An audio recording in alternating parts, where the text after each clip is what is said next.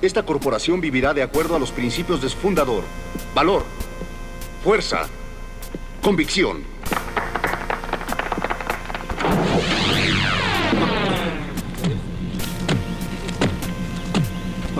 Dirk Jones es buscado por homicidio.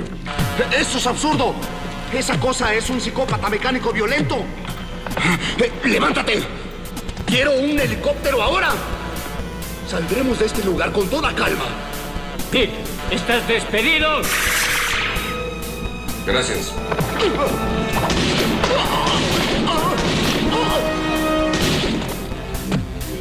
Buen tiro, hijo. ¿Cómo te llamas? Murphy. BSO, temporada 9. Una copia de otras copias. Bloque con el amigo Fabio Damián Villalba en esta nueva temporada de Banda Sonora Original, hablando de un tema tan ameno para todos nuestros oyentes. Pero bueno, ya vamos a estar saliendo despacio vamos a ir saliendo de la cuarentena. Vamos a tratar de tener un poco de calma y un poco de tranquilidad. Es difícil estar mucho tiempo encerrado y con nervios y nuestros adultos mayores y nosotros mismos, pero confiemos un poco en que la cosa va a mejorar poco a poco, Villalba. Sí, claramente. Yo igual, ya que lo trajiste a colación y siempre metemos algún comentario sobre el mundo real, entre comillas, o nos desviamos, entiendo que para mucha gente por ahí estar mucho tiempo en la casa sea difícil. Obviamente, dejemos de lado a la gente que tiene que salir a trabajar sí o sí y no puede, ¿no? Descontemos esa situación terrible. Claro. Me estoy refiriendo más a la persona de clase media que tiene un trabajo fijo y de golpe se encontró con unas vacaciones involuntarias o con un teletrabajo involuntario que sabemos que no siempre es el mismo caudal de trabajo que en la vida diaria. Lo que no entendí es esta locura de que uno tiene que hacer cosas todo el tiempo durante la cuarentena, ¿no? Esta cantidad de notas en los diarios sobre las 10 maneras en que puedes aprovechar tu tiempo en casa. Es como, muchachos, aflojemos un poco. Claro. Sí, ¿qué hacer cuando estás todo el tiempo encerrado? Andá a decírselo a los editores, a los dibujantes, Claro. Hay 1000 horas, bueno. 1000 horas estoy siendo un poco leve. Hay 100.000 horas de material audiovisual, hay 28.000 millones de libros, hay un montón de cosas que la gente puede hacer, puede arreglar obviamente su casa, pero no necesito el incentivo de los medios de comunicación como ocurrió en estos últimos 15 días, de que todo el tiempo parece que tenga que estar haciendo algo si no pierde el tiempo. Sí, ser productivo, por decir de alguna manera, productivo en la pandemia. Es seguir replicando la lógica del capitalismo salvaje durante los tiempos de crisis pandémica también.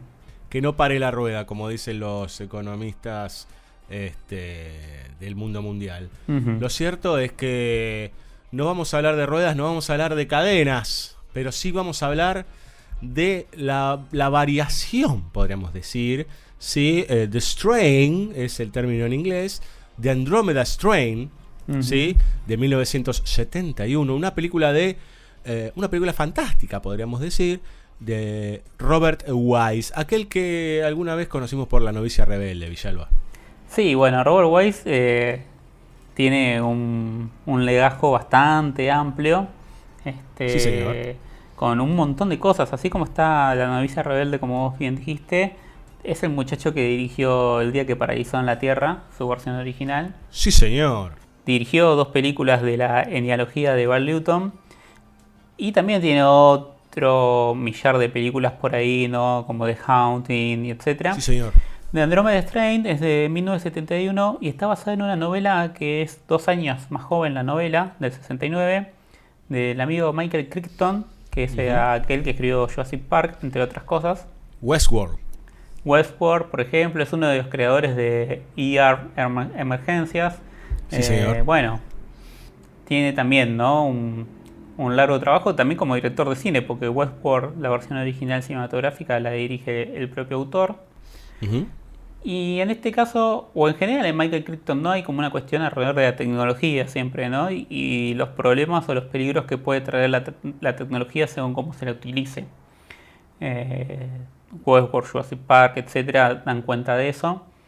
Y en este caso tenemos que en un pequeño pueblito de Nevada, o cercano a Nevada, Estados Unidos, de golpe encuentran que se cayó un satélite.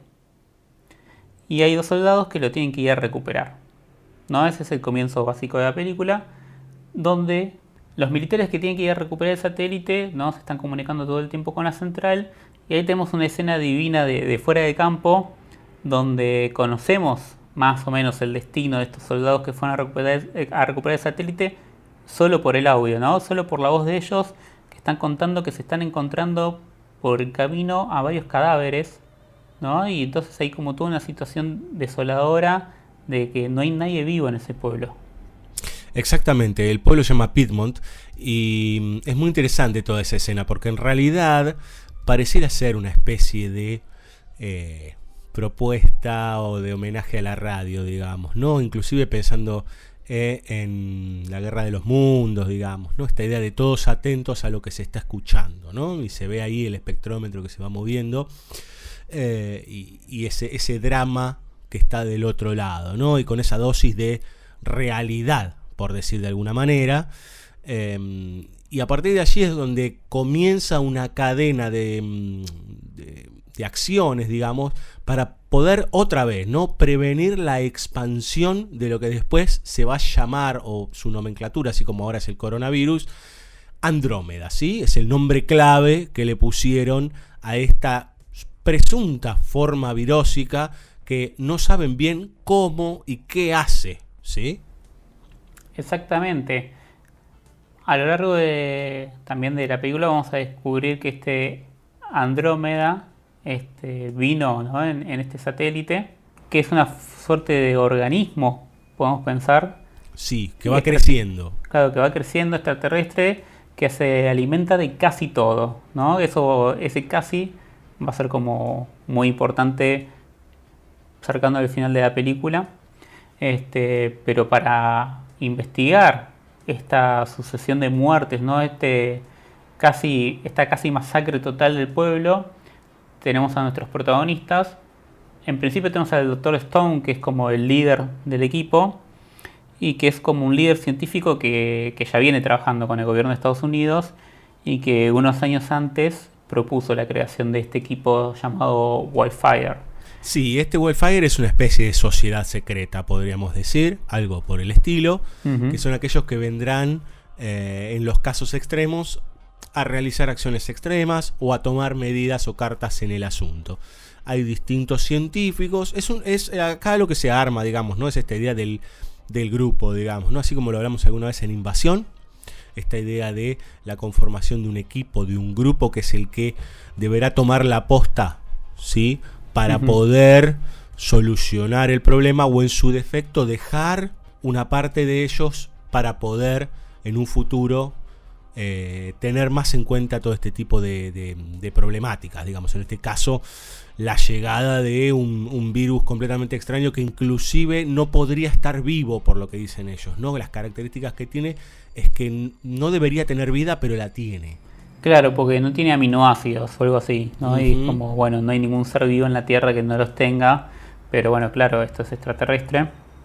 Y una de las particularidades que tiene la película en relación a esto de cómo se conforma el grupo, o por lo menos de cómo se conforma esta sociedad secreta u organización dentro del propio gobierno de Estados Unidos, es que sobre todo en los primeros 30 minutos, podríamos decir, tenemos una serie de distintos flashbacks, o mejor dicho, tenemos como esta cosa de ir indicando qué cantidad de días sucedieron, ¿no? Cada tantas escenas, pero al mismo tiempo tenemos esta escena que nos retrotrae el momento en que se sugiere la conformación de este grupo, porque también hay una idea ahí de, como siempre, como suele haber, me remito a Misión Imposible, ¿no? Esta idea de la propia sospecha dentro del comité de senadores o lo que sea que controle estas acciones acerca de, che, ¿en qué estamos gastando este dinero? ¿Está bien gastado este dinero?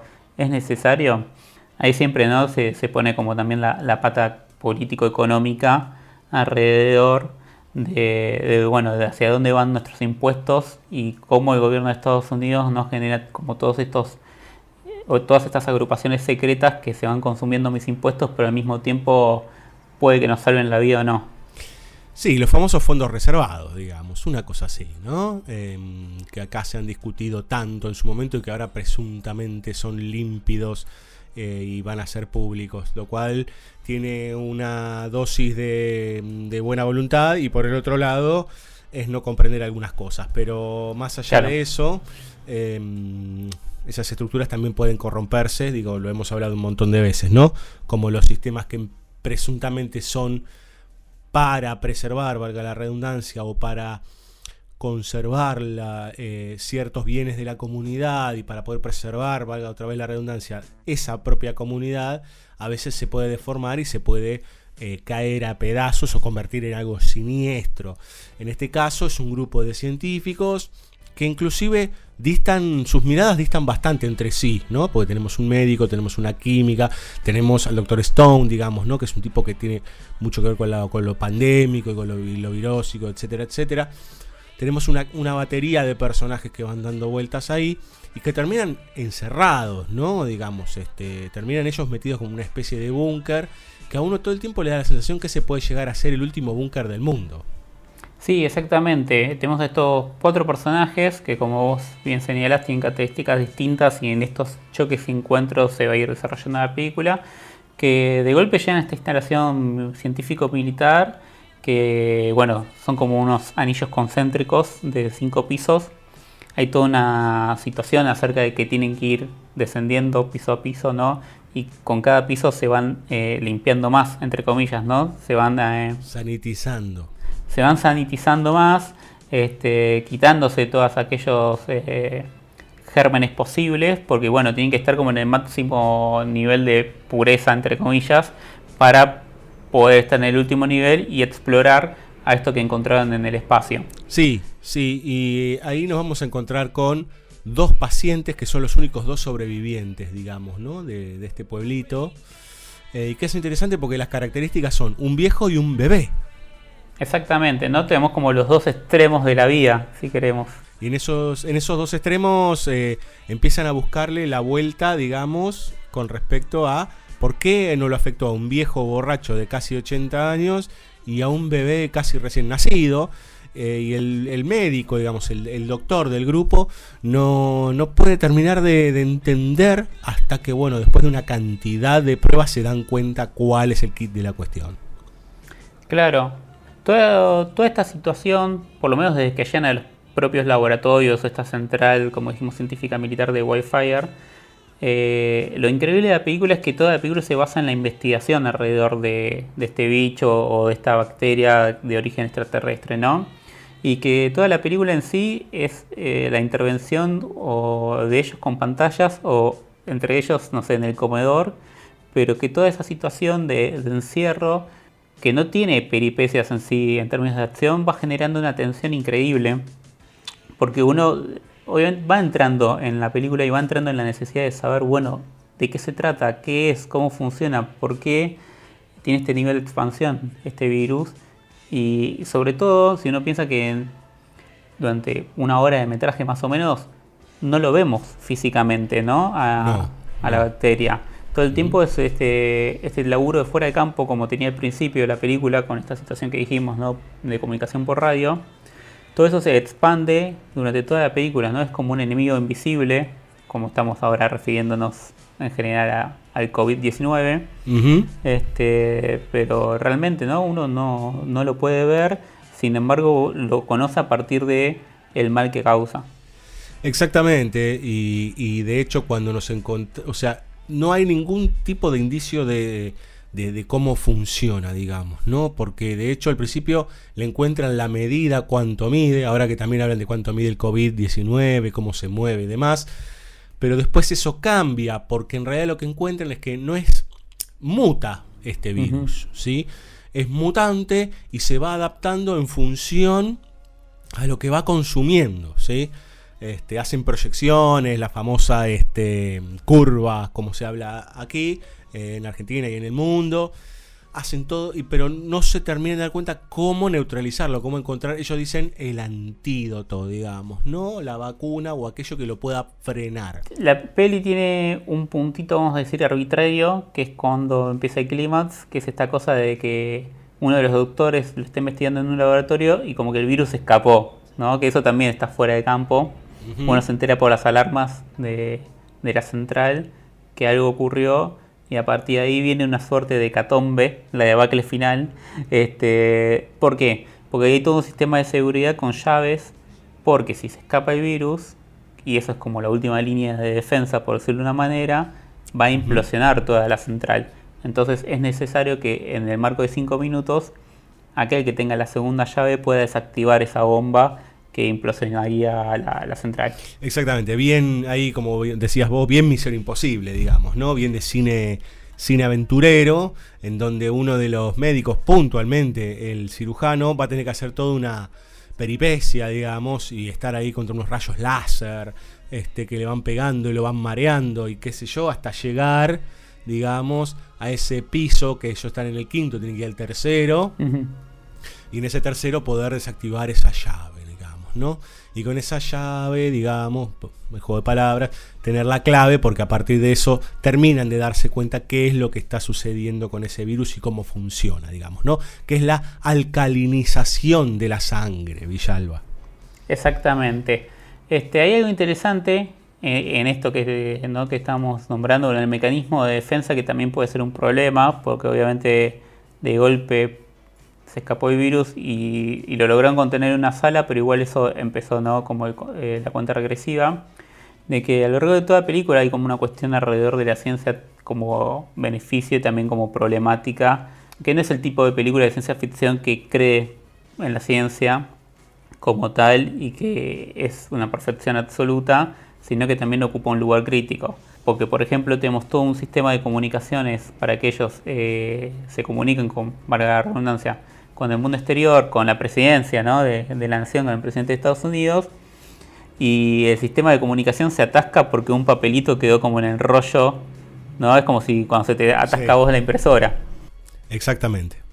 Sí, la orden para bombardear, digamos. Exactamente, ¿no? Entonces es interesante porque uno tiene siempre la idea de la ciencia ficción como el lugar donde, bueno, todos los milagros de algún punto pueden suceder, porque uno tiene que creer que las naves vuelan, que los robots sí funcionan bien, que las pistolas láser disparan, y en general Krypton tiene como este lugar, ¿no? de crítica, ¿no? En el lugar donde se cuela el error, que muchas veces es un error humano, pero donde se cuela este lugar de que las cosas no funcionan bien siempre. Sí, o de lo imprevisible, digamos, ¿no? Lo vimos en Jurassic Park, lo veíamos en Westworld, digamos, ¿no? Esta idea de el momento de lo imprevisible que no puede la ciencia asir, digamos, ¿no? Ese positivismo que de repente no puede encontrarse con algo asible, ¿sí? Que no lo puede medir, que no le puede dar una nomenclatura. Ese no nombrar es lo que de repente se escapa, ¿no? Volviendo a Jurassic Park, es esta idea de la vida se abre paso, ¿no? Es exactamente. Como vos podés medir todo lo que medís, pero hay un momento en donde... Hoy estaba escuchando a una psicóloga que decía algo muy interesante, perdón el excurso, Villalba, que decía algo muy interesante con respecto al inconsciente en los cuerpos, en los seres vivientes, digamos, ¿no? Hay una investigación que dice que los elefantes desde hace por lo menos 60 años para acá, cada vez menos de los elefantes que nacen crecen con colmillos. Wow. Y uno se preguntará por qué. Por una cuestión de preservación, ¿no? Claro. Y es interesantísimo porque no es que deciden los elefantes, che, el pibe que traemos ahora al mundo, el elefantito, el Dumbo, no va a tener colmillos, sino que hay una predisposición física, genética, que empieza a tener menos en esa especie de individuos con colmillos. Entonces al hombre le deja de interesar. Entonces preserva la vida. Sí.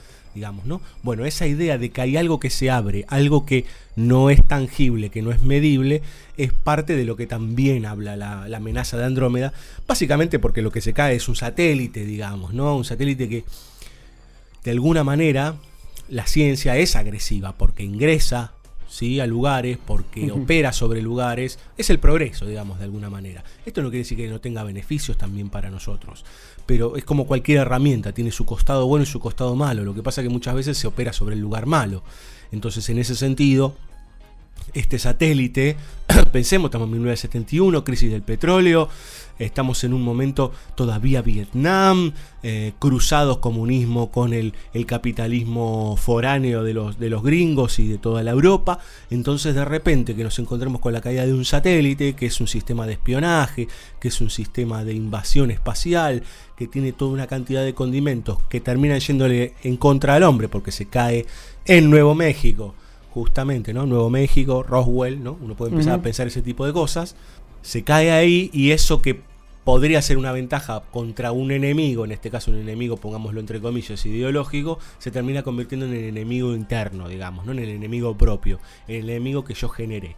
Como las discusiones que se vienen teniendo ahora con el tema de que probablemente el COVID-19 haya sido un invento de la humanidad o en su defecto una manipulación de la humanidad. Claro, sí, no, lo que es más allá de las teorías conspirativas o no, que igual en general en BCO estamos de acuerdo con los complots, no es que estemos de acuerdo con lo que buscan los complots, ¿no? Sino que estamos de acuerdo en su existencia. Sin lugar a dudas se generó la situación para que esto pudiese ocurrir, ¿no? Como siempre se dice. En algún punto, no por esta idea un poco extrema de la ecología de, bueno, como le hicimos tanto daño a la Tierra habla, pero sí como no preservaste o no cuidaste determinados aspectos, a partir del momento en que tenés esta dificultad, se notan todas tus debilidades. Exactamente. ¿Tenemos algo más para decir de Andromeda Strain de Robert Wise, don Villalba? ¿Nos queda algo? Lo último, que en relación a todo lo que fuiste señalando, esto último, acerca de lo que la ciencia puede ver o no, si bien la película termina bien, porque diseñan, ¿no?, como una solución alcalina para inyectar a las nubes y que entonces llueva y que pueda aplacar el virus en toda la zona. Sí, le puedo decir que es un poquito sencillo, sabiendo que es una película que tiene mucho desarrollo. Sí, claro que sí. Pero bueno, es como lo otro que había señalado yo, que había una cosita ahí medio arbitraria de cuándo pasa algo y por qué pasa. Pero bueno, son como...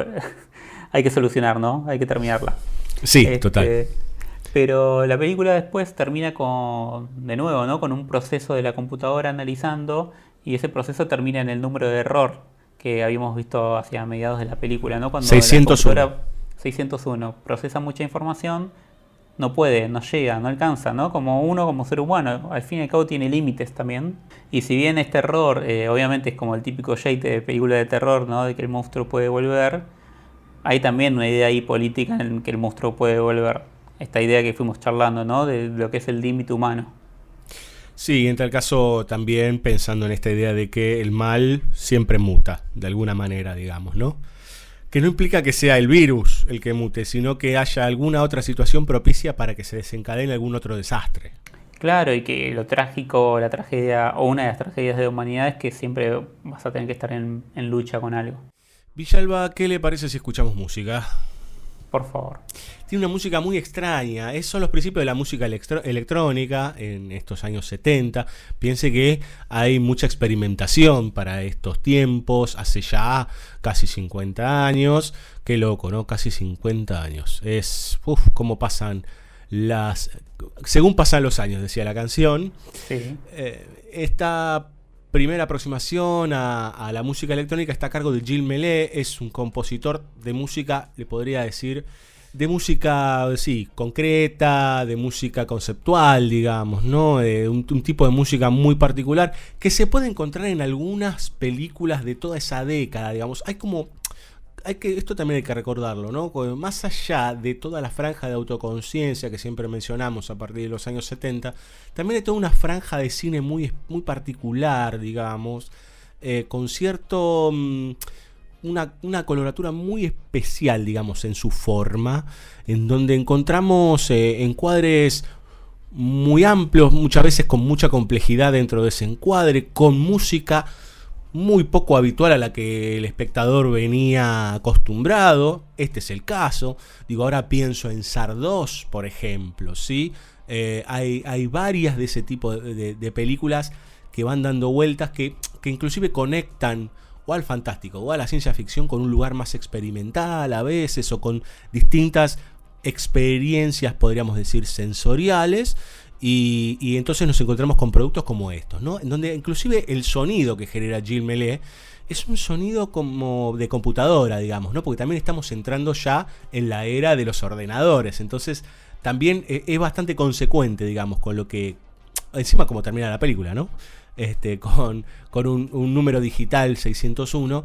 Entonces ahí también es interesante que esté pensado en función de ese mundo bis, de ese universo, del sentido final de la película, podríamos decir. Así es. Sí, ahora que usted nombró la experimentación, por decirlo de una manera, de que me acordé, ¿no? De que siempre nombramos esto, ¿no? Entre los 60s y los 70s, por lo menos hasta El Padrino.